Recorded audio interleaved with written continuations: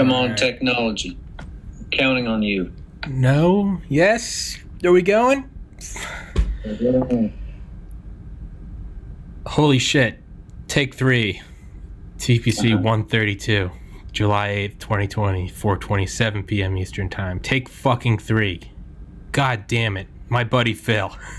This stupid fucking technology isn't working. For everyone listening, the podcast is available on Spotify, BitChute, and DTube, all the links of which I will put in the top comment or whatever. It's my buddy Phil. Take fucking 3. Internet's dropping. Skynet's clearly sitting in on us. They heard our conversation about coronavirus and the UFOs, but we'll jump right back to it. UFOs are next, and you agree? What do you maybe? What do you think? I think that would be maybe not next, but it'd be welcome at this point. Welcome. How much worse can it get? Yeah. Who says that it has to be bad? Right. Why do? I mean, I saw one meme a while ago, and I mean, part of it was like a 14-year-old edgy meme, but part of it kind of made sense, and it was like, it's like we fear aliens, how aliens will treat us. We're scared of a superior organic being because of how we treat inferior organic beings on Earth. Yeah, exactly. Like, true. I mean, but I wouldn't mind being like the lapdog of an alien. Well, yeah. I mean, as long as they don't want to probe us too much. I mean, do you probe your dog? No. Exactly. So, no. Yeah, dude. Definitely not. Yeah. So, like, I mean, dude, I had to put down my dog last month. He was 17 and a half. Oh. And I just think of how, it's heartbreaking. But I think about, like, the wonderful life he had. And just, like, how, like, all I wanted to do ever was just, like, make him happy, carry him around, bring him outside. Even when he, like, couldn't walk anymore. Just still, like, I just wanted him to, like, have the best time ever.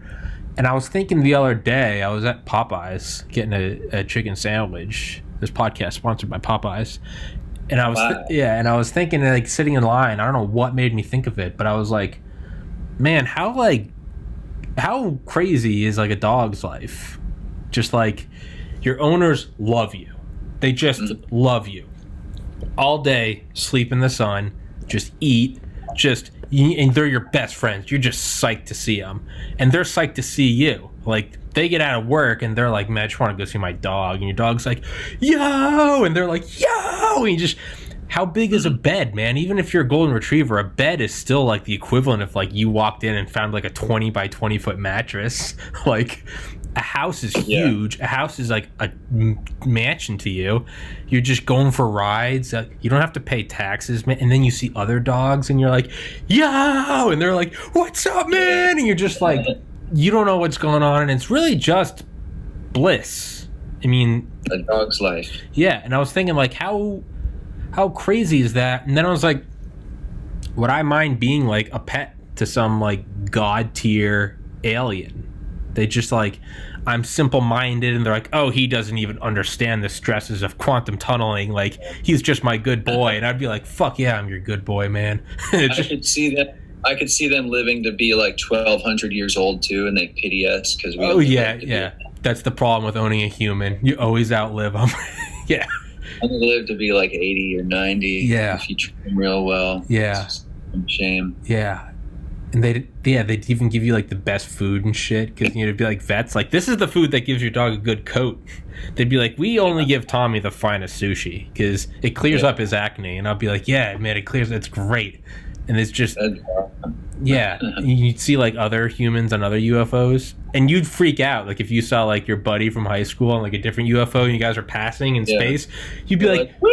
You'd be like, Dave, Tom, you're in one too. I'm in one too. It'd be like, yeah, and you just freak out. Yeah, that's what it would be. I don't think I would mind that, man. I don't.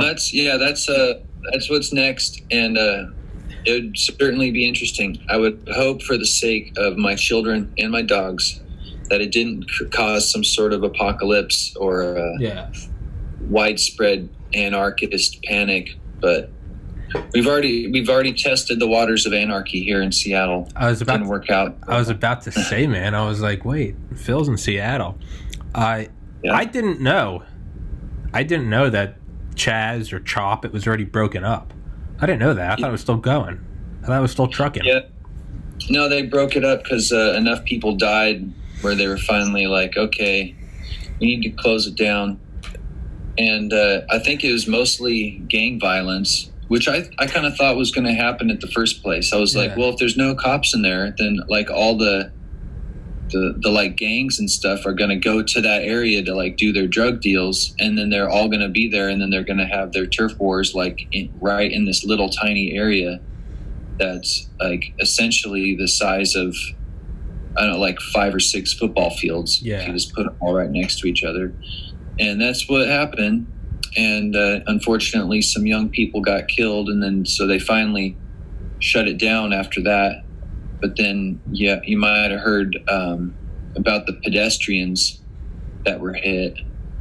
That did not. I unplugged for like a week. I needed it. Oh man, the big story right now is like, for one thing, I work a night shift, so I have to drive through downtown Seattle around 10 o'clock, and that was right about then. Is every night the CHOP people would do like a pilgrimage from the East Precinct, which they like the police abandoned and they took over that area. They would do a march to the West Precinct to demand police defunding and police reform and so forth. And they would cross over the freeway, I-5, which is like the main freeway from Canada to Mexico. It's like the main drag. Yeah. And they would close down the freeway. So like when I was going to work, I had to divert and like take this back road all the way up to work. And it was like a week ago, I think, just about a week ago, they had I-5 closed again. And there were some people on I-5, and a car like went around a barricade or went the wrong way up a ramp or something, and went screaming through there and hit 2 people. Oh, and fuck. One of them has died. Oh, shit. The other one, though, seriously injured. I hear she's recovering, and she's made some posts on Facebook. Jesus. And so forth. And I don't agree with. I'm somewhere in the middle between like the extremes of the argument. Just a normal. You're just a normal person. Yeah. Just a normal person. just a dude. And yeah. So I didn't think that they should have been on I-5, but I certainly don't think that they should have been injured in any way either. No. So that's heartbreaking that a young woman lost her life.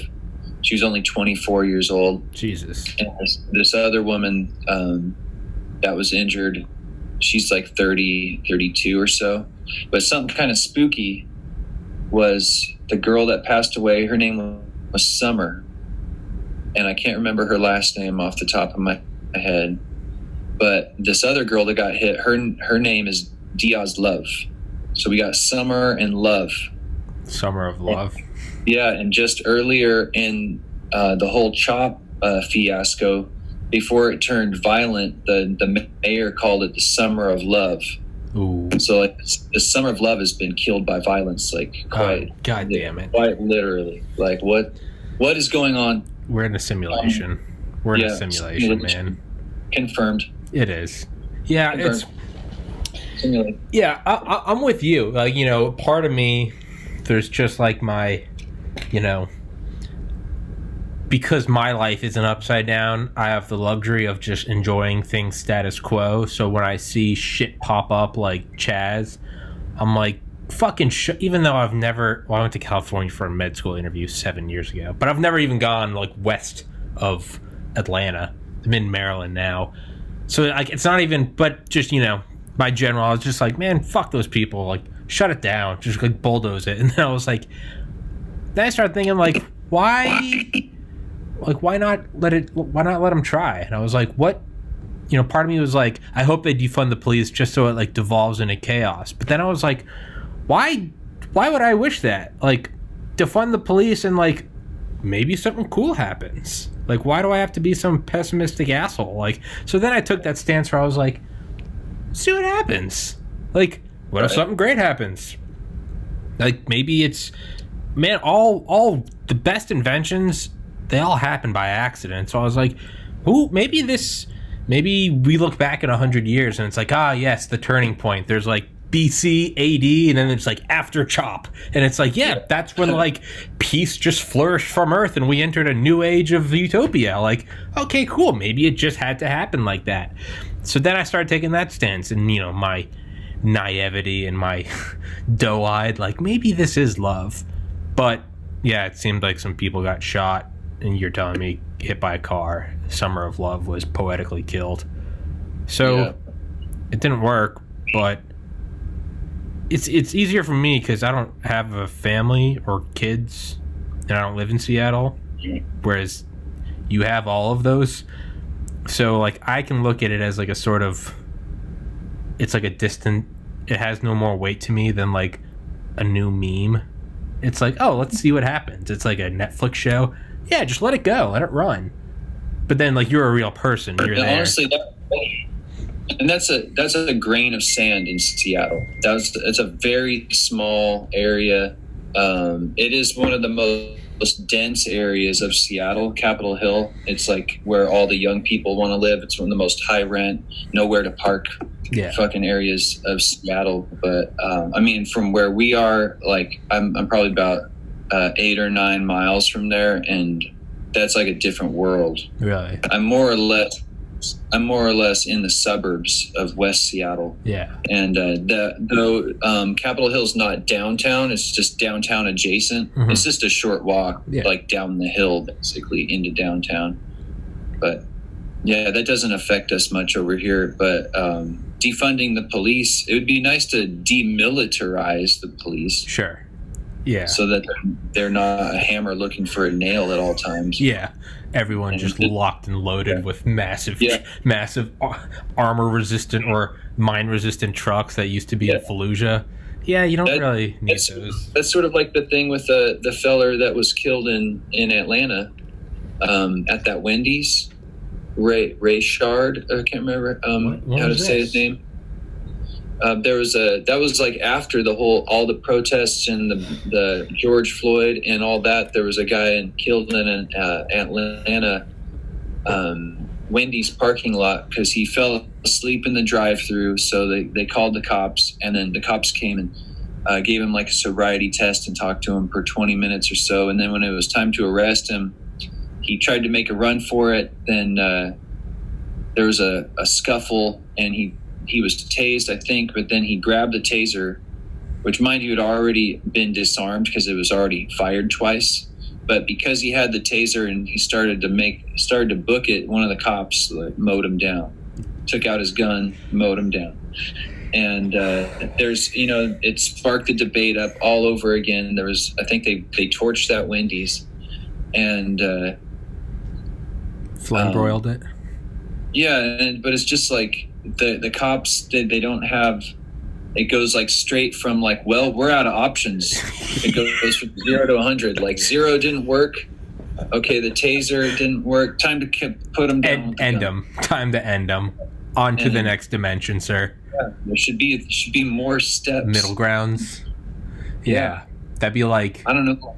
That'd be like Zoom shutting down just now. Like we couldn't get it going, and it's instead of like, hey man, you want to try Skype? It'd be like, fuck it, slam the computer shut, torch the house. This podcast is over. Like, no, we don't. Yeah, car doesn't work. It's not. Fuck it, burn it down. It's like, have you tried jumping it? Oh, okay, you jumped it. Okay, now you still have a working car. Instead, it's just like, all right, sir, please don't run away. You're running away.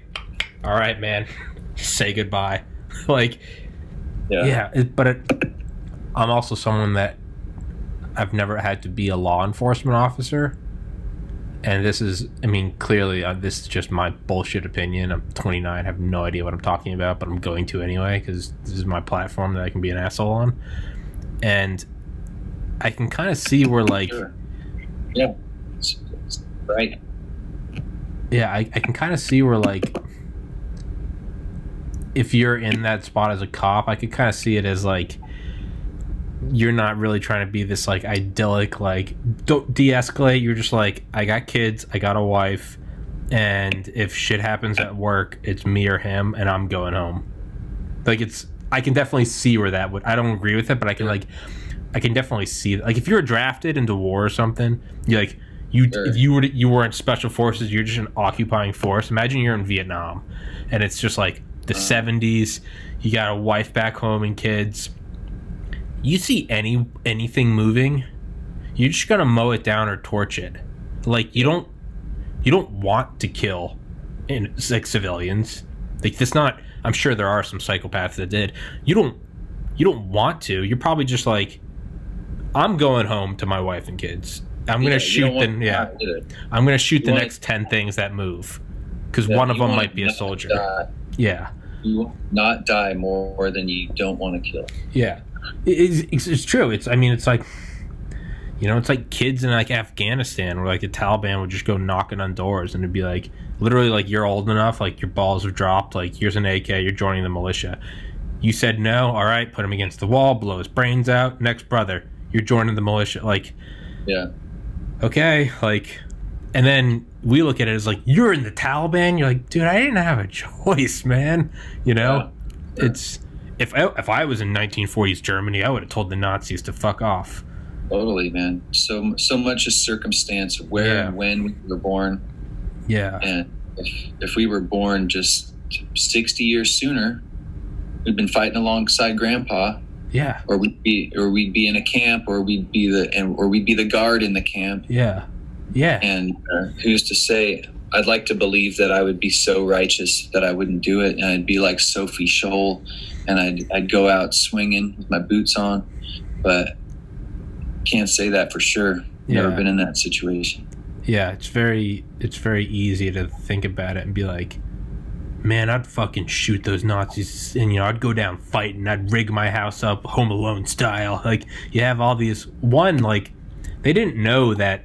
I mean, like, yes, they were the Nazi party, but like, they didn't know that like they were the Nazis. This is while it's happening, so it's not like, oh, Hitler. It's just like this whole thing's happening in real time, and it's just like, huh, what's going on? And yeah, it's okay. I'll join up. Sure, okay, I get money. They're not going to kill my family. Okay, that's good. Like, you don't have the internet. You don't know what's going on. You probably, maybe your dad fought in World War I, and you're just like, oh, I'm just serving my country. And it's not until it's all over and you're like, wait, what?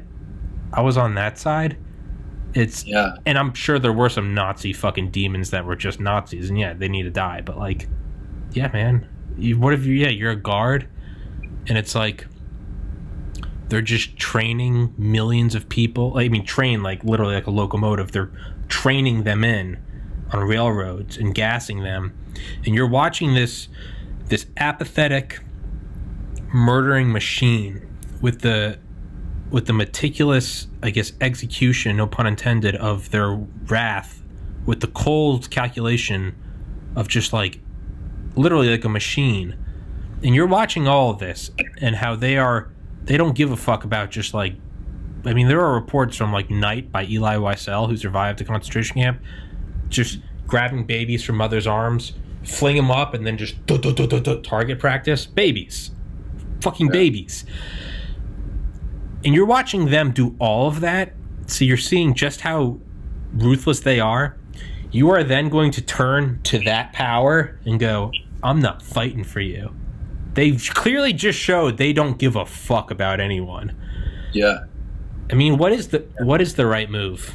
Shit, we're 5 minutes in, we're already debating the ethics of being a Nazi. Guess this went off the rails quick, but I think a lot of good people survived fighting for Germany, and they just kept their heads low and did the best they could, and luckily they survived. They're one of the best. I am kind of a World War II buff. One of the best documentaries I've ever seen is breaking up. But sorry, you said best documentary you've ever seen. Can you hear me still? Yeah, you froze up for a second. You said best documentary you've seen about World War II. Yeah, Nazis: A Lesson from History. And I remember a little clip from that where a guy that fought for the German army said as soon as they invaded I think it was Poland. Mm-hmm.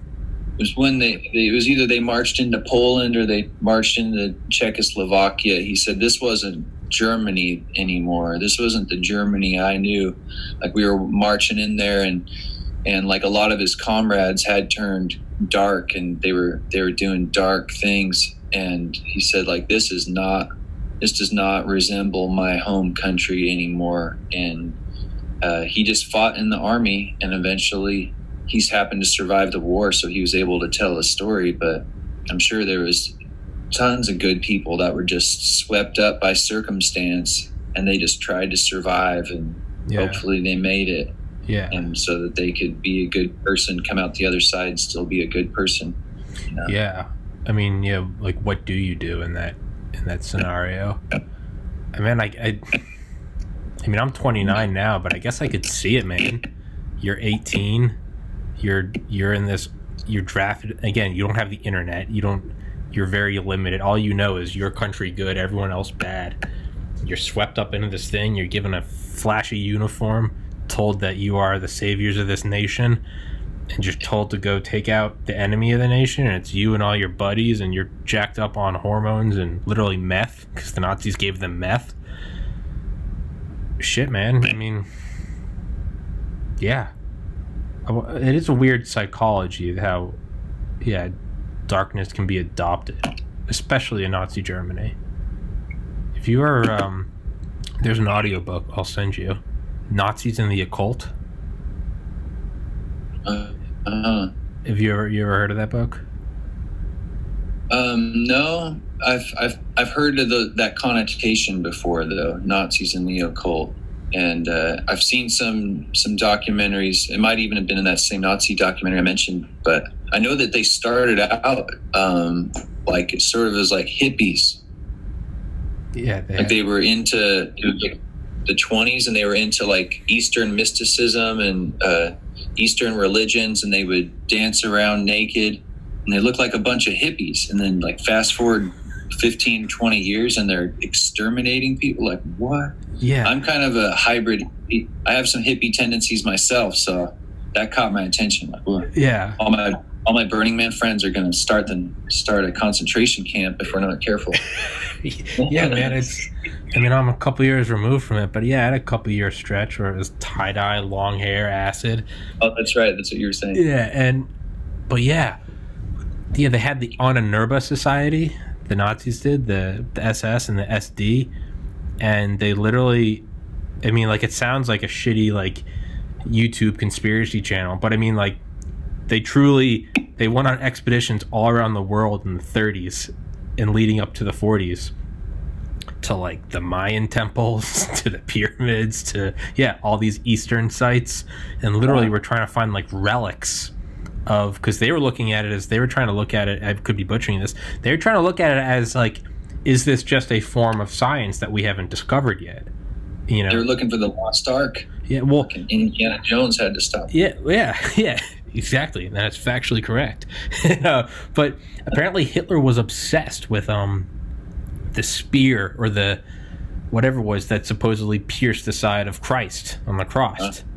Apparently Hitler was obsessed with this thing, and that was like one of the early things he did when he got to power. Like, you know, like, because the Nazis stole all these monuments and paintings, and not monuments, all these paintings and artifacts and gold and precious shit. Apparently that was one of his first things, was like, we need to get that, and like obsessive about it. Like, they had all these weird like rituals and shit, like, and it was all about, was Albert Speer, the main architect.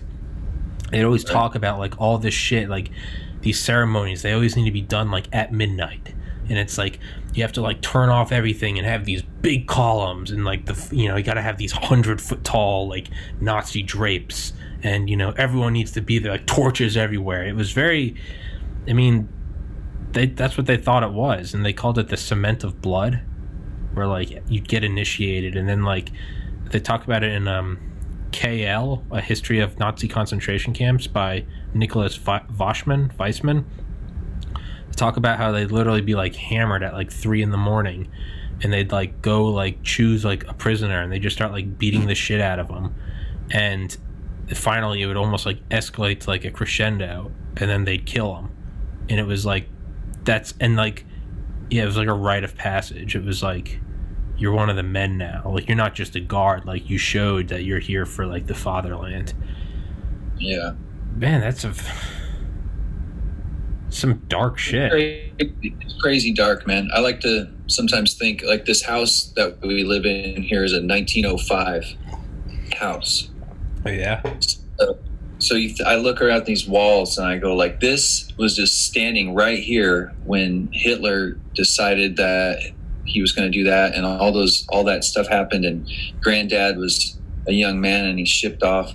Like, this house was all standing right here. Right here, yeah. And like, so those people technically could have like walked through this door here and stated like what they were about to go do and went off and did it. It makes it seem more tangible and reachable and not some like far off black and white reality. Yeah. To me, and it's just a trip, man. It's just seriously a trip. There's a good documentary, a newer one on Netflix right now about Anne Frank. Yeah, what's it called? And it's called Parallel Stories, Anne Frank. And there's some people that are still alive that knew her in the concentration camps. How? They were children also. And they're like if Anne Frank was alive, she'd be 90 right now, and she was like 15. That's not super old. I mean, it's old, but yeah, but so there's people that met her that were 5 years younger than her, and they're still alive. That's insane. And they're talking on camera. But yeah, especially when you're dealing with the children aspect, it's just unfathomably evil and cruel. Yeah, and it's just recent history, man. It's like those people are still alive. They're still here. Right there, yeah. It's just right there. My granddad was there. A couple of my granddads were there, but one of them I knew real well. The other one I didn't know so well. But yeah, I've got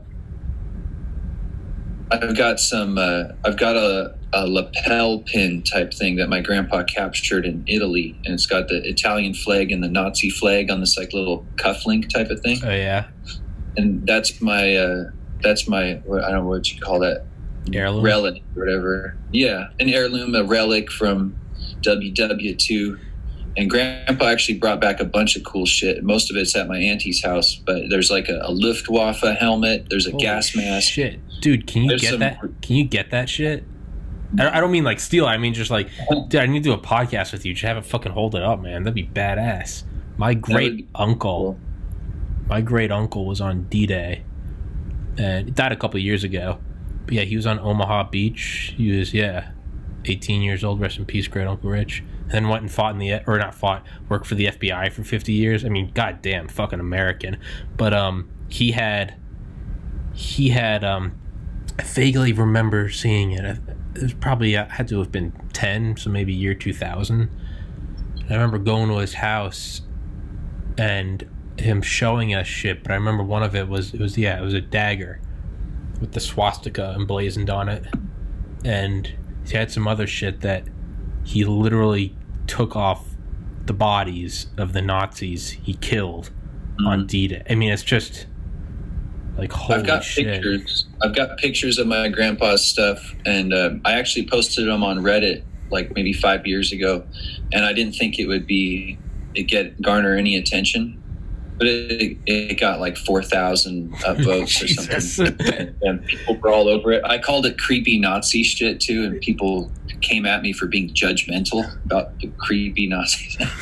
but yeah, it's some pretty cool stuff. Like even the Luftwaffe helmet, you can still see the emblem a little bit, which I guess is rare, and it still has the webbing, like the inside the helmet, and the leather strap, which is excessively rare. Holy shit! And then there's the gas mask, which is just really kind of iconic and eye-popping in and of itself. And then there's a couple other things. Oh, there's a belt that's got the German "Got mittens." Yeah, like in German, like "God's with us," but looks like "Got mittens." Like, yeah, we actually have gloves. Got mittens, bitch. Welcome to the Third Reich. Warm and cozy. Cool. it's pretty cool stuff. Then of course my dad said they used to run around with the helmet on and play army, Yeah. army and whatnot. And I've got a couple step grandpas. One step grandpa was a MP at the Battle of the Bulge. Oh shit! But, My uncle's dad was. I can't ask him about anything much about that. He was a really nice, cheerful guy. He was a fun guy. But then I had another step grandpa that he was in the Battle of Guadalcanal. Oh fuck! And he did not talk about that. Yeah. I mean, he did on occasion. He told me a story once that they hit the beach in the dark, bullets flying everywhere. So you can't. It's just plain luck if you survive it. And I think he was 17 at the time, and so he hit the beach in the dark and just made his way to a ditch along the beachhead. And I believe he lost his gun because he was probably running like this. Oh yeah, and so he found a ditch, and he said he just lied in the ditch, hoping he didn't get shot or blown up until it became light out. And then once it became light enough to see, he grabbed a rifle off a dead comrade.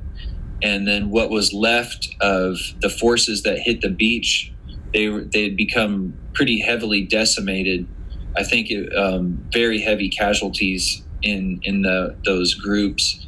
And so what was left, they banded together and then just tried to find the other Americans. And so there was a small group of them, and they just moved through the jungle trying to find their other forces. And he said they didn't eat or sleep for 3 days. I believe it, man. And I believe that story came up when I said I was hungry. Oh, fuck. We didn't eat or sleep for 3 days. Yeah, dude. I mean, like, I get why like a lot of people don't like him. I personally don't give a fuck. Bill O'Reilly. That being said, he has a fantastic ghostwriter. This has nothing to do with him. It's just whenever I say the book's by Bill O'Reilly, people are like, oh yeah, fuck him. I don't care. It's just, but his book, Killing the Rising Sun, it's entirely written by his ghostwriter. So just don't look at it as Bill O'Reilly. But it's the only way I can refer to the book. So Killing the Rising Sun by Bill O'Reilly. Dude, that is a book about, like, it's the war in the Pacific, and it kind of like narrates as well as like the Manhattan Project. But I'm listening to it again right now. And yeah, just like, dude, the shit they talk about on Peleliu, Iwo Jima, Leyte, yeah, dude, it's holy shit. Yeah, they just talk like because the beaches were like hard and like coral, like you couldn't even dig. So it wasn't even like you can dig and get down. It was literally just like open the doors, go, and just dark, man, just getting mowed down and just dark. Yeah. And Jesus Christ, yeah. And it's there's something about the Pacific that just, maybe it's because I'm white and I hate sunburns, and I guess I just kind of like, I hate the ocean, I hate sand, I hate salt water. Dude, I watched Band of Brothers, of course, like everyone, right? And then it was so good, and it's in Europe and everything, and then so we eventually got the long-awaited Pacific, right? And it's just blood, guts. Pacific seems like Pacific, yeah. Dude, it Pacific seems was so much straight blood and guts. There's no French girls. There was no like buildings to hide behind. It was just fucking torturous, hot conditions and blood and guts and absolute abject human misery. Dude, I would, not to like downplay like the European theater, but I would have taken that 10 out of 10 times over the Pacific. Oh, yeah, Fuck that. I think my aforementioned grandpa had it fairly lucky in a way, even though he got Purple Heart, he got shrapnel a couple times. And I think until he had his knee replaced, he lived with shrapnel in his knee. But he fought in Africa, Northern Africa, and then in Italy. Then hence he got the little Italy thing. And but he was part of like he's part of like a construction contingent. I forget what they call that, but CBs. like their job was to like go in and clear roads or build a bridge or so forth. And actually an interesting thing, I posted a picture of him in Italy on Reddit once, and people that are smarter than I am were able to tell me more about the picture based on like the truck that was in the background and the license plate on the truck, and like what that was registered to a certain contingent, and so that could tell us like what he was there to do. And that's awesome. So I encourage anyone, if you got pictures and mysterious just unanswered questions about that sort of thing, you can post it online, and people that are just in scholars can tell you so much. Oh yeah, you'll learn so much about it, dude. There's my passed away several years ago. My Uncle Tim was drafted into Vietnam, and I was gonna say my uncle's dad, he fought in the Battle of the Bulge. But my Uncle Tim, he was in Vietnam, and there's such this like crazy picture because my family's from like northern New Hampshire, near Berlin. I'm not from there, but it's a tiny little town way up there. But that's the first place to vote in the United States.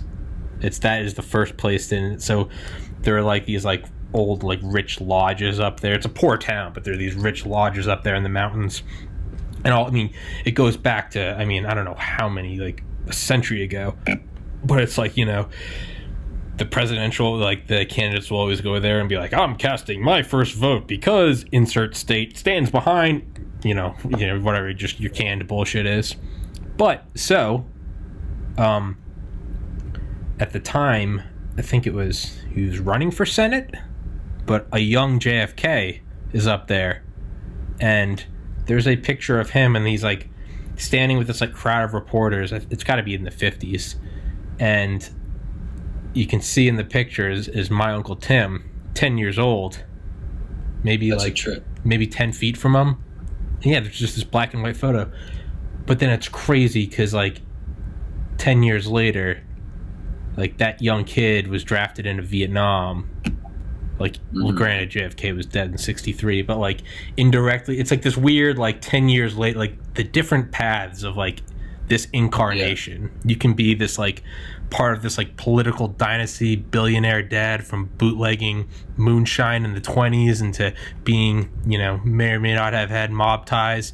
You and your brother go into the upper echelons of politics. You're literally the president. You're nailing Marilyn Monroe. And then it's like, or you can just be like born in this poor town and get drafted into Vietnam, and it's like, and then but there are these weird moments where you physically are just a couple feet apart, and then it's captured. Like it's a trip, man. It's fucking crazy. My dad's dad was 18 when he was being drafted to go be part of the mainland invasion in Japan. But then it literally got like, I don't know how exaggerated it is, like the ship literally turned around, but it's like getting ready to be part of the mainland invasion. And then it was like, oh, no, they surrendered. So what happened? And we literally we birthed a little star over two cities and just vaporized them. But so that's one thing I always think about. I was like, man, like what if we just didn't drop the nukes? What if it just like wasn't politically, like I wouldn't be here. Like, yeah. Yeah, my granddad also, he said that they were in Europe somewhere. I think they were in liberated France. And then when they heard that the bombs were dropped on Japan, they said that him and all of his buddies were relieved because they were gearing up to have to go fight in Japan. Yeah. And when they heard they had this new super bomb and they dropped it on Japan, they were like, I think that means we don't have to go fight in Japan. Yeah. It's good. And that's a good, yeah. That's the way it's like 150,000 people killed in each city, most of them in horrible, roughly 75,000 were from the instant destruction, the blast, the thermal pulse. But then the other half died in pretty much the worst way you can ever die. Radiation, acute radiation.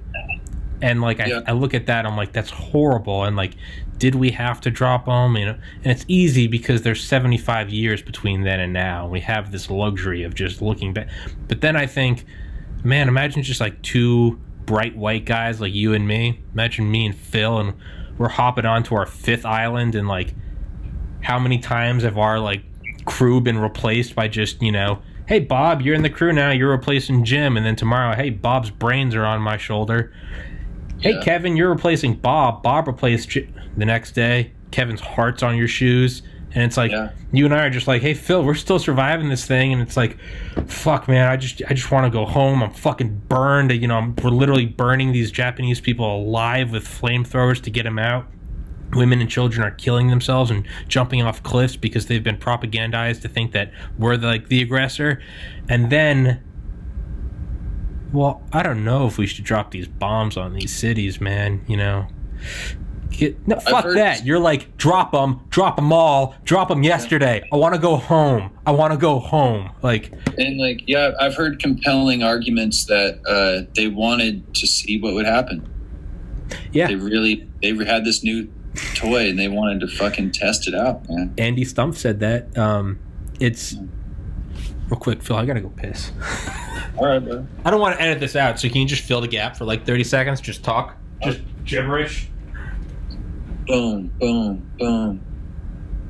Making up a flow. Here we go. Tommy had to go to the toy low. Non-stop, every day. I'm the best rapper.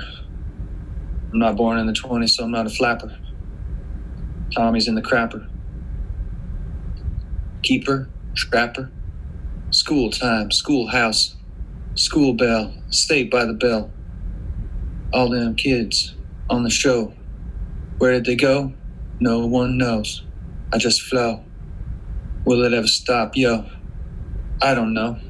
Turn off the lights and I'll glow. To the extreme, I rock a mic like a bandu. Light up the stage like a chump with a candle.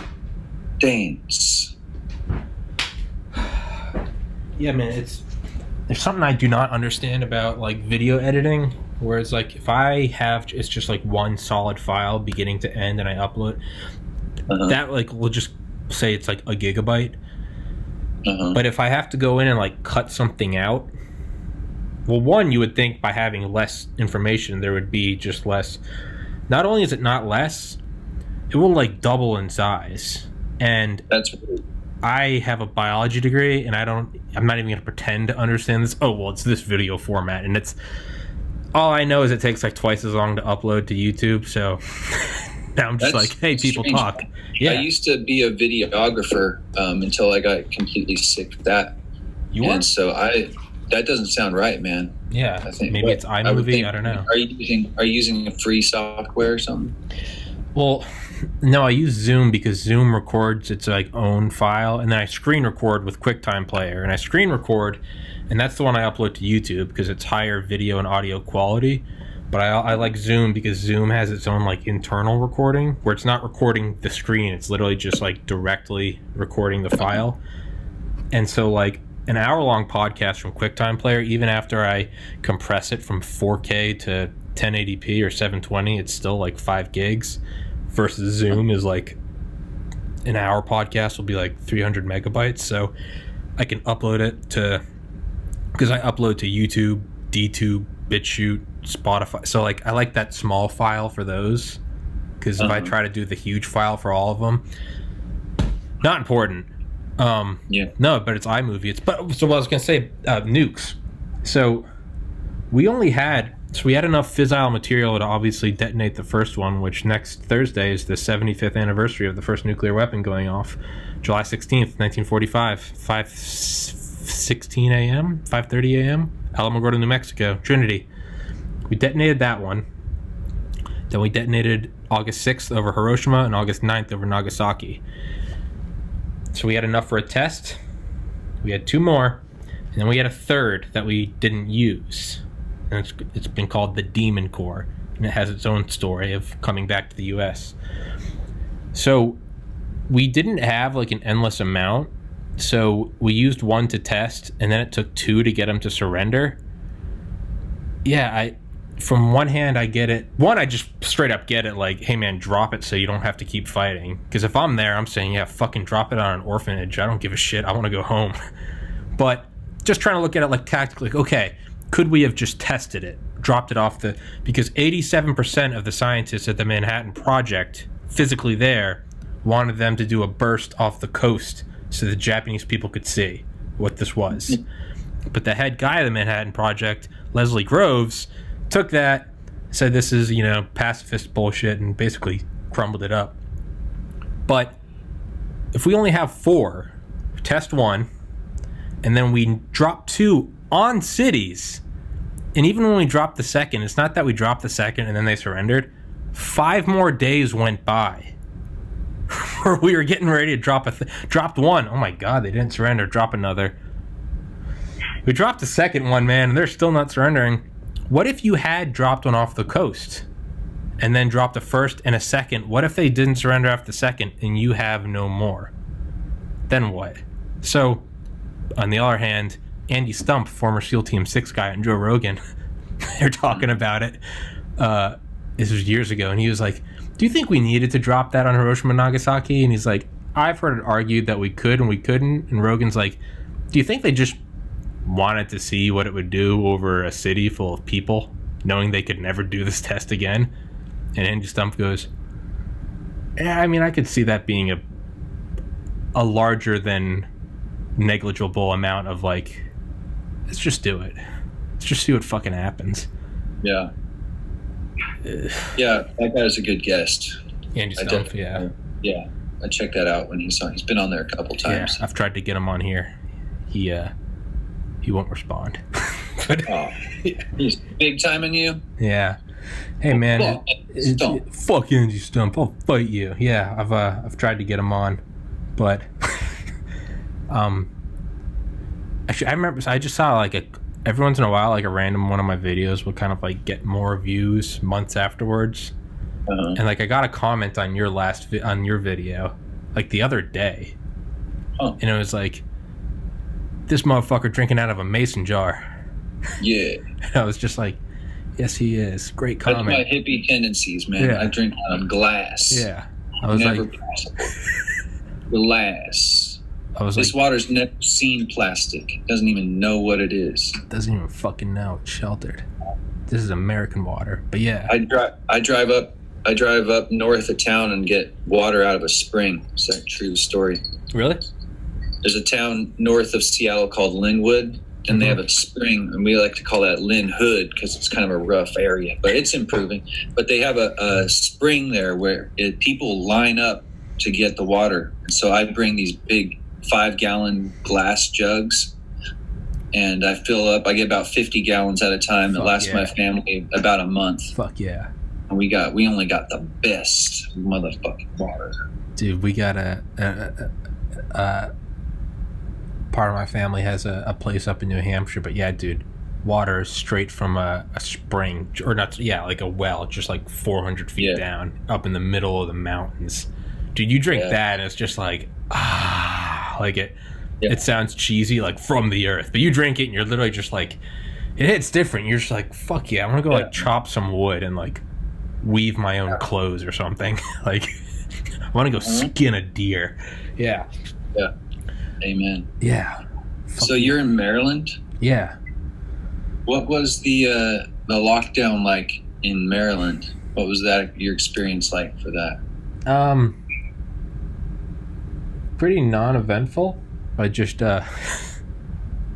decided that there's 2 ways I could go about lockdown.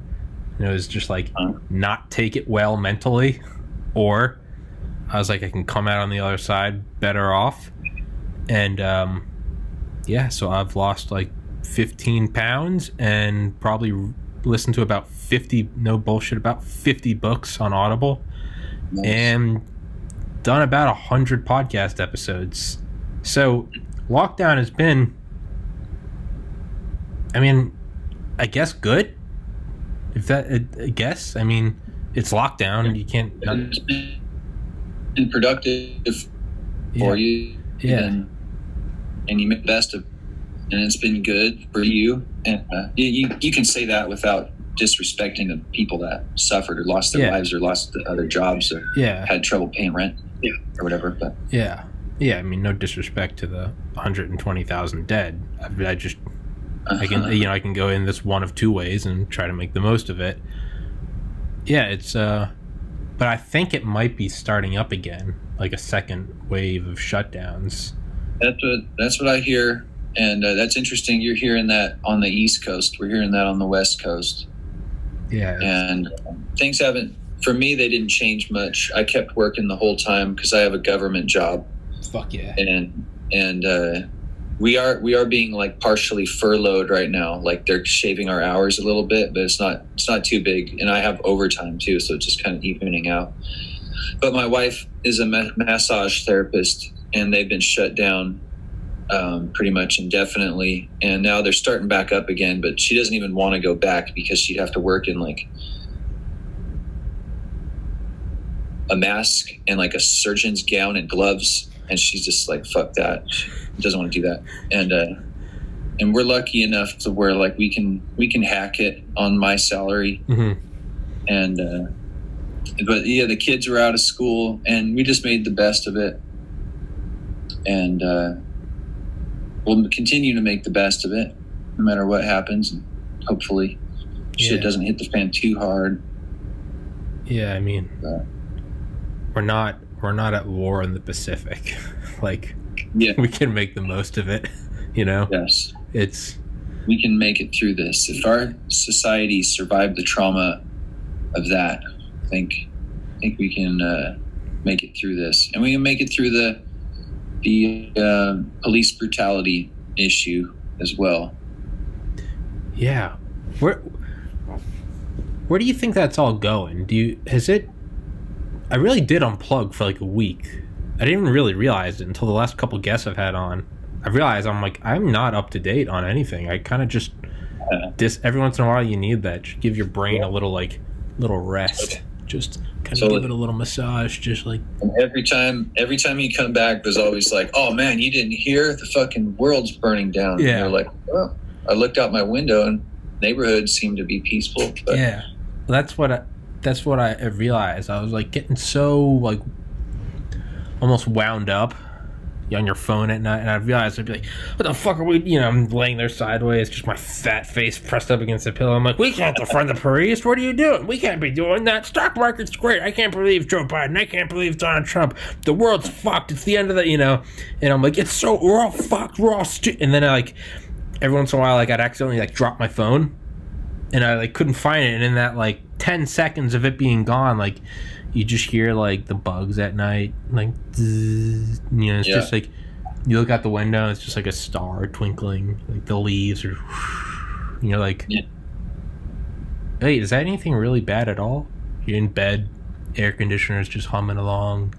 Well, I suppose it's a little of both, and you can appreciate both, because like I'm sure like when the Nazis were down the road, it might have seemed pretty peaceful right before they showed up, and didn't wouldn't have done those people any good to be like everything's fine. Yeah, but at the same time, appreciate the moment, because like if Nazis are coming and there's nowhere to run, and then now is all we have, might as well appreciate that until they show up and we have to fight to the death. Yeah, fuck yeah, start biting them, just go out screaming, man. That's what you got to do, man. Nazis start coming door to door. Don't fight them, man. Strip naked, cover yourself in like shampoo so you're slippery. Just start humping them, man. They won't want to go near you, dude. They'll all be ripping on each other like, hey, man, you got humped by that guy. Like, yeah, we had to shoot him in the head. I don't know. That's my plan. Just weirdness. That's my plan, man. The last line of defense, just bizarreness. You ever seen those guys like streaking? And every once in a while, one of them like gets a good plan. Instead of just getting tackled by the cops, they'll turn around and start like going at and they're like, oh, jeez. And it's like, hey, man, at the very core, it's like we're all still dudes. And it's like, oh, man. Yeah, there's like a middle ground with that. Like, you can't drive yourself crazy and import like pure fear and hysteria through your phone. Like, oh, the world's going over. It's the worst thing ever. And it's just like, you're sitting there with like your glass of spring water, and it's just like, it's not that bad, man. Like, but then at the same time, you're right. You can't just, Yeah, there's a weird smell coming from those chimneys, and it's, they're at a weird camp down the street called Auschwitz. Hey, man, sun's shining, Sure, there's some Panzer tanks, but hey, dude, have some iced tea. Man, I think there are people being burned alive in that camp. The birds are chirping, dude. There's a middle ground. What's that plane doing up there? Hey, man, just listen to the river, because then you're in Hiroshima, and yeah, middle ground, dude. So if UFOs came, how do you think it would unfold? And I don't mean in how they would like appear. Let's just say it's your classic, just like big old fucking ship just sitting in the sky, like. No, they're not destroying anything. Not like Independence Day. Mm-hmm. But I was thinking, like, it wouldn't have to do anything. Like, what if it just came? Have you seen Arrival? A long time ago. Yeah, that's a fucking awesome movie. But like, what if they just came and like they didn't do anything? They didn't interact with anything. Like, what do you think that alone would do to like the human psyche? Let's just. Mile wide, just a big old disc, just black, whatever. It's got to have the force field. You shoot the missiles at it, nothing happens, but it doesn't fire back. It just sits there, and it can't be over the classic DC or New York. It's Seattle. Say it goes to fucking Seattle, and it's sitting there by that big pyramid building. Was it Transamerica? Is that it? Is that still the name? Seattle? No, that's San Francisco, is it? Yeah, I don't know the fuck's in Seattle? Whatever. It's just over Seattle. What? The Bezos balls. Yeah. Yeah. What happens when that, like, truly though, like what? I've always thought, like, how do you think it would unfold? Like, at first, do you think you'd see it on Reddit and you think it's like a meme or something? I'm sure, like, people that couldn't see it would say it was a hoax designed to like destabilize the population so that someone can take over or something. I bet you just see all possible outcomes simultaneously. There's people that would go totally zen. There's people that would lose their shit. There's the religious zealots would probably lose their fucking minds. And the looters, there's always looters, as we know. They'll be out like it's this looting Super Bowl now. UFO, bro. Time to go get a TV. Yeah, it would be. I think you're right. All possible outcomes. Yeah. You'd have like mass suicides. You'd have people just fucking in the streets. Just like, hey man, you and me, let's go for it. Yeah, it would.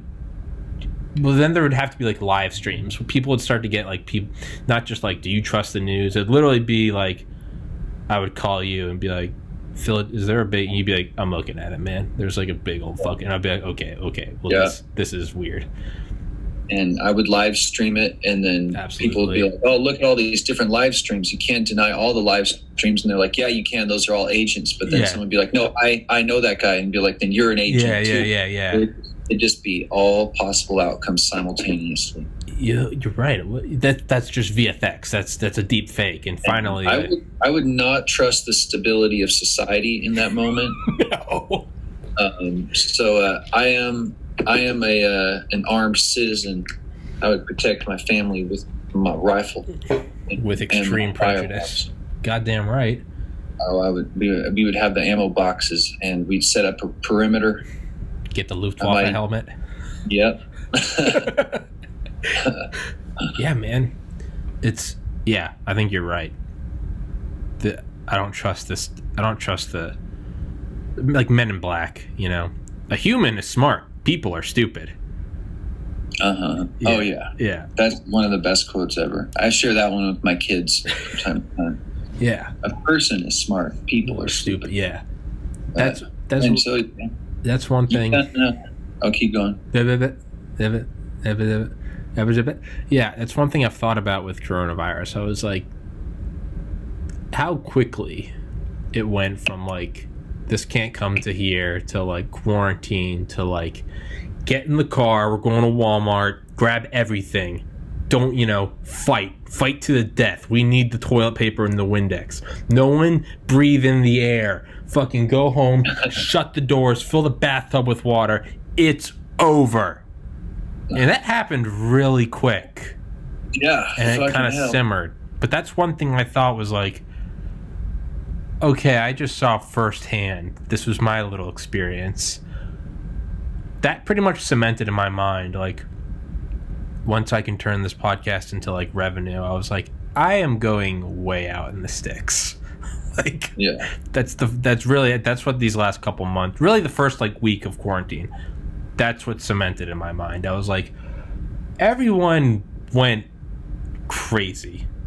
Yeah, really it's quick. crazy how fast it happened. And like, as we were saying, one of our first attempts at recording this podcast was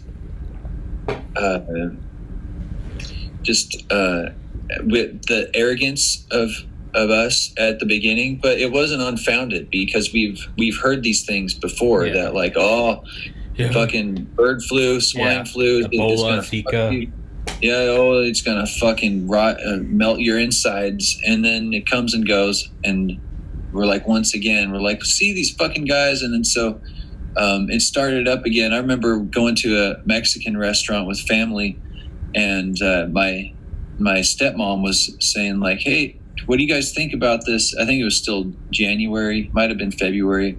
They're like, dude, what do you think? What's going on? And myself and my older brother, who's probably the smartest guy I know, was like, And I was like, holy, it's like, we've heard this before.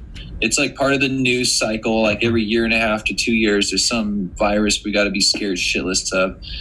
But then it picked up steam, and before you knew it, we were fucking locking down, and schools were closing, and basketball season was canceled. That was one of the first ones March for Madness. Me. When NBA was like, the season is on hold indefinitely, it was like, excuse me. Yeah, when I heard March Madness was canceled, that's when I was like, yeah, unprecedented. That was one of those unprecedented things. Yeah, that's when it got a little weird. And this is an unprecedented. Yeah, man. I think I did get super sick, and I got tested for the flu. I actually went to the hospital because I was so sick in February. We went to Texas and came back, and I don't think I had the virus because I don't know. I was never like super short of breath. Like I was really sick. And when I went to the hospital, they tested me for the flu, and I actually had 2 flus. Said I had influenza A and influenza B. And I was like, well, that makes sense. It's usually I stay pretty healthy, and I can beat a flu in like 2-3 days tops. And this one I was running on 5 days. Oh fuck! And I couldn't sleep, and it was the middle of the night, and so I just called the nurse line. I was like, I need help. Somebody. I'm freaking out, man. Yeah. And then I went to the hospital, went to urgent care, and they gave me some good shit. I was feeling much better. They gave me an IV, gave me some Toradol. And I'd only ever heard about Toradol from NFL players. I don't know what that is. That's what they do. It's like a hardcore, like intravenous, like ibuprofen, and it allows NFL players to play through injuries. Oh, Jesus. Yeah, like NFL guys get shot up with that like every Sunday, I think. Oh my God. And it's hardcore. I've heard there was a guy who used to play for the Seahawks, said it shut down his kidneys and he almost died. But I'm not doing it every Sunday. I just got it this one particular early morning, and I felt so much better. And that actually, I kind of was on the upswing after that. But it was right when I went to the hospital. It was like at that point, it was, if you've been to China, please like alert the hospital staff right away. And then it was probably a week later, maybe even 5 days later, it started to really crack down. Like, it doesn't matter where you're from, fucking put on a mask. If you think you have COVID, stay at home, because we don't need you spreading it around. Oh, so this was before it really like broke. Yeah, it was just before. Okay. It was mid-February, mid to late February. We had gone to Texas and came back, and we all got it pretty bad. I had it the worst that time, though. So. Oh, okay. So I thought you were saying that this was like it already happened, and I was like, if you just called them and you're like, I'm sick, at that, I feel like they'd be like, stay the fuck home. Hang up. Don't talk to me. It was just before. Yeah, it was just before that. It was when I went to the hospital. It was like, if you've been to Wuhan, China, like, please tell the hospital staff right away. But noted. It was a few days. It was actually, I think I called them back like a week later to be like, dude, did I have the COVID? Like, should I go get tested to see if I had it? And they were like, no, you don't need to do that. But at that point, they were saying, if you think you have the COVID, just stay at home. Because we don't have enough resources yet to help everyone at the hospital. And so unless like you can't breathe, like, just stay at home right now. Yeah. And so that was hardcore, man.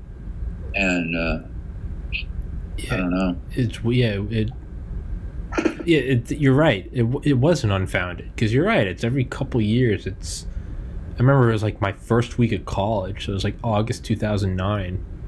And I was like one of the sickest I had ever been. And I remember I went to like the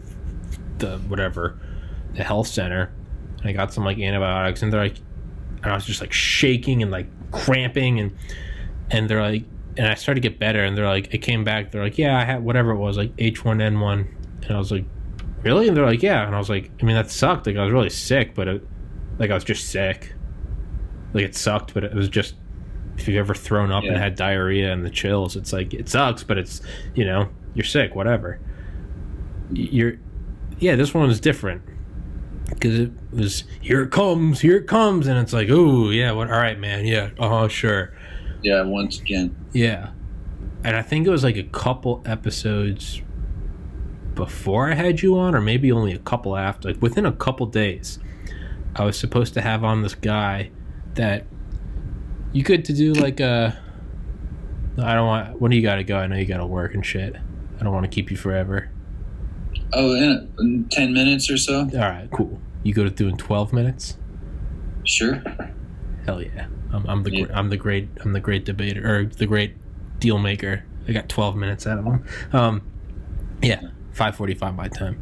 It's I was supposed to have on this guy that had this like UFO channel, and I was just trying to get anyone on my podcast, and I was like, cool, he's gonna come on. He was on Reddit. I was like, fuck yeah, I'm gonna get this guy on. And I remember he emailed me like the day of and was like, hey man, I can't do it. And I was like, that it kind of fucks up my day. But he was like, I apologize, man, I gotta go get supplies. And I was like, that's cryptic.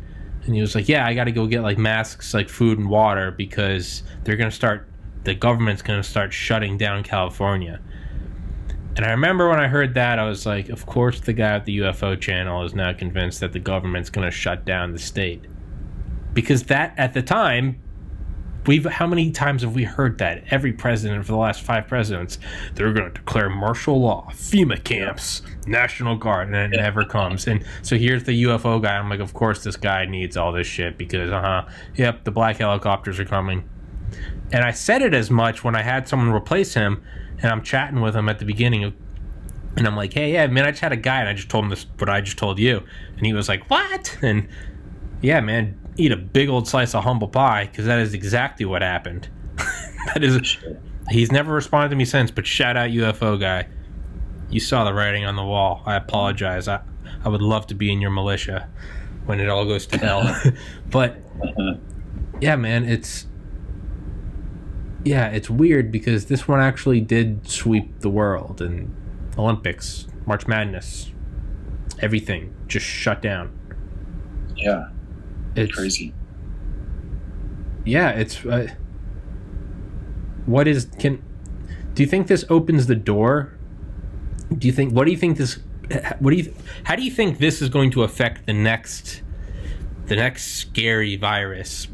Do we double down and just go, fuck you, I'm not doing this again? Or do we freak out early and just like, let's catch it early, let's shut down the world? Well, I don't know, but I think we're going to have maybe a dress rehearsal here. If they shut it down again, I think we'll see a lot more people, especially since it's summer here in the Northern Hemisphere, that a lot of people will just be like, nah, fuck off.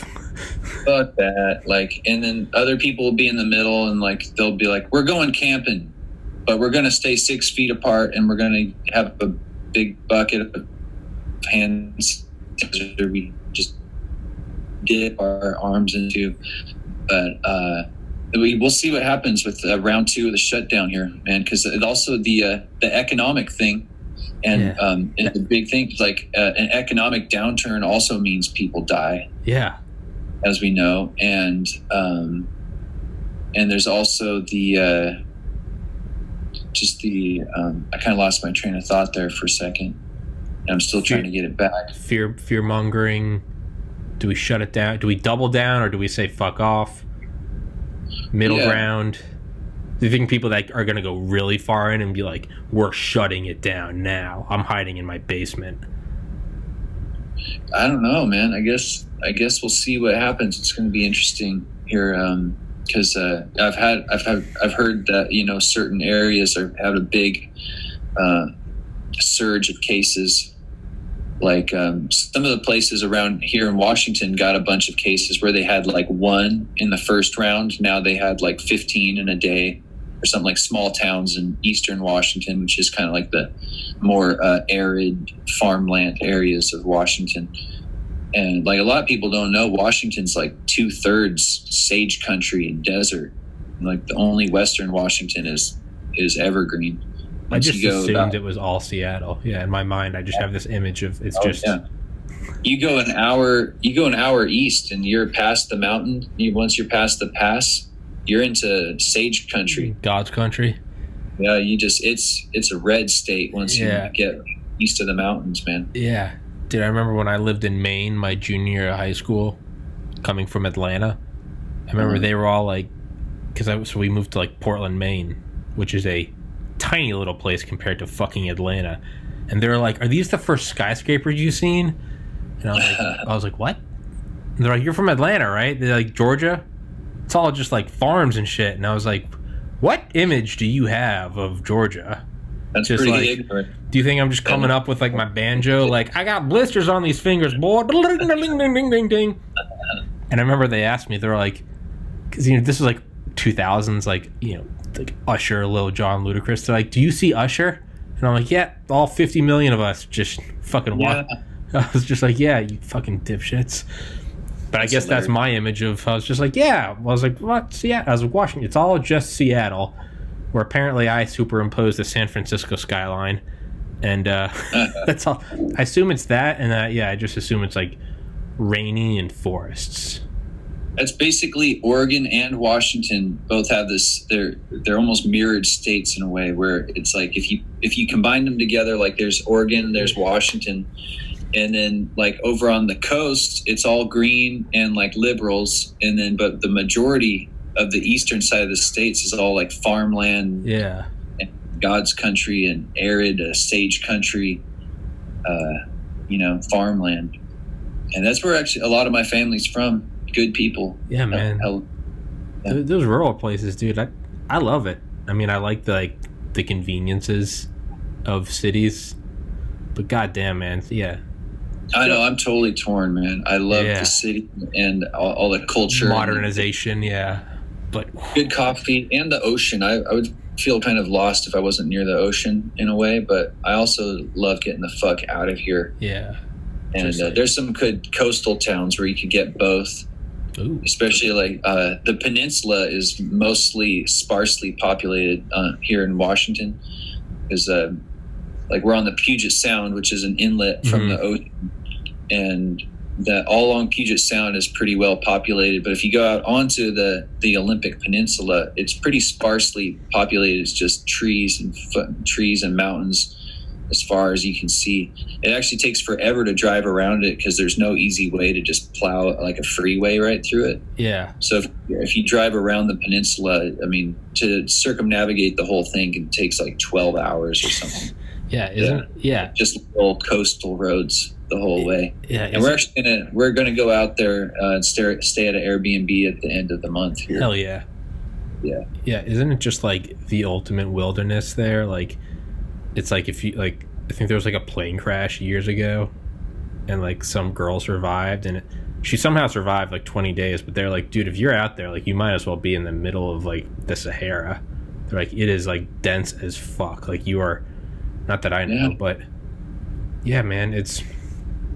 Yeah, there's big swaths of forest around, within driving distance of here that are pretty damn epic. Yeah. I like to go mushroom hunting. Fuck And yeah. when you go really deep is around here is morels. Like you can stay in town and look for chanterelles, but when you go looking for morels, it's not as much foraging as it is hunting. You have to keep in mind like altitudes and topography and whether or not it's accessible by car, and if there's a like a 4-wheel drive road, like a track or trail that'll get you close enough to where you can hike in, and then you're thinking about which north facing slope, and then you're looking for a place that was burned, like a forest fire like the year before. And so it's serious. You got to get, like, first of all, you pull up the maps. If I was going to go mushroom hunting this year, I haven't gone for a couple of years, but I would pull up all the burns from last year and the year before and see where they are, and see if they're on public land, see if they're accessible by road, see if there's any water there. And then once you have all like possible spots you can go, then I start hounding the internet forums to see where people are finding morels. And then just, it's all recon, man. That's you awesome. Really and then once you get out there, you got to be really careful not to get lost, because you're deep. Yeah. You're deep, and you go off trail. If there's even is a trail, you're going off of it. And so I usually use like a GPS app on my phone, to where even if I don't have cell reception, it'll still show me like a track of where I've been, so I can find my way back to where I started. And, dude, that's intense. It's Sasquatch country out here, man. I was about to say, yeah, it's some Sasquatch. I know we only got a minute left, but so what is it, like psychedelic mushrooms, or is it just like gourmet or something? These are gourmet mushrooms. Okay. I do enjoy psychedelic mushrooms as well. I have a family these days, so I don't have as much freedom to take them when I want to, but those actually grow right here in Seattle. Don't have to go far for those at all. Okay, all right. Yeah, I mean, it's been they grow 7-8 years. Plentiful. If you know where to look and you know what you're looking for, and during the season, which is like October, November, they're quite plentiful. I think that's what the nation needs, man. Oh yeah, we need. Man, some people, it can send them into some kind of psychosis. Other people change their life for the better. Changed my life, man. Yeah, amen, brother. 7 hours. I saw you had the drug users Bible guy on, Dominic Milton. Yeah, that was a good one. Yeah, dude. It's man, it's what Timothy Leary said with Richard Alpert when they were in Mexico in '63. They had Teenalactica, flesh of the gods. That's what they always called it, the flesh of the gods. These were two Harvard psychiatrists. They said they saw more in 7 hours than they did in 27 years of studying development theory. Leary and Ram Dass. Yeah. Fucking Ram Dass, man. Story. Dude, that's a great story. Are you still a psychonaut? I know you don't have dreads anymore, but do you still partake on occasion? I have not in about 5 years, but I've always been, it's almost like eye-rollingly like hippie, but I really do believe that like they come into your life when it's time for you to take them. I think Hunter S. Thompson said, you don't find psychedelics, they find you. And I think they do. Actually, I had the opportunity of doing ayahuasca one time, and I don't even, that's one of the ones I don't even think I need to do it again. When was this? It was a special time in Europe, 2007. And we were staying at this sort of eco farm out in the middle of the Andalusia country, southern Spain. And it was this little village, and they said this like traveling shaman from, I think he was from one of the smaller South American countries. I can't remember which one exactly he was from. It's escaping me right now, but his name was Jose Manuel. And he was like a legit traveling ayahuasca shaman, and that's the whole other podcast. I was about to say I would love to pick your brain with that. Sure. One of his more outstanding statements that stuck with me is said resolve to take it. Wait, hold on. So it broke up. It broke up. You said your relationship with the vine starts when you resolve to take it. So if you decide right now I want to do ayahuasca someday, it's already begun. It starts right then. At that moment, your relationship with the vine starts right then. That's beautiful. I like Terrence McKenna talked about psychedelic temporal backwash, and it was in the days leading up to a big life-changing trip. You'll actually start to you'll see in hindsight after the trip that like magic started to happen in like 72 hours before you even ingested the chemical. Just beautiful things will start happening. It's literally you went and had this trip, but it literally like water backwash. It literally like sloshes backwards in time. So it's like here's on your calendar. It's literally like, psh, you feel it. You're like, what is this? And it's like getting wet before you even be like if you're about to take a shower and it started raining. That's what it's like. It's like pulling you in. I know you gotta go. I could talk to you forever, man. I love having you on. Please, I would love to. Thanks for having me on. Dude. Yeah, next time, dude, we'll talk about ayahuasca. Dude, and don't be a stranger, man. We don't need to do 4 months between episodes, dude. We can fucking come on in a week. I don't give a shit. Sure. Let's put it in the calendar. Please do. I'll text you immediately after this, man. You tell me the day and let's do it. I'd love to hear. I would love to pick your mind about ayahuasca.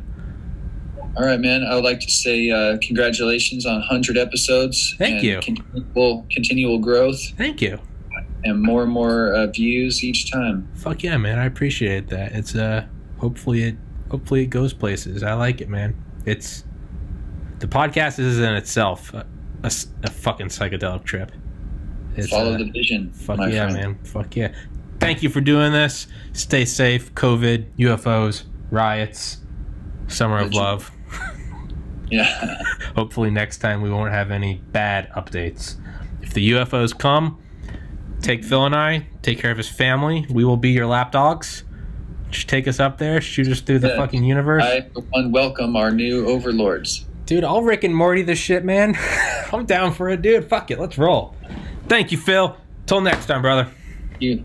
Peace, buddy. Till next time. Peace.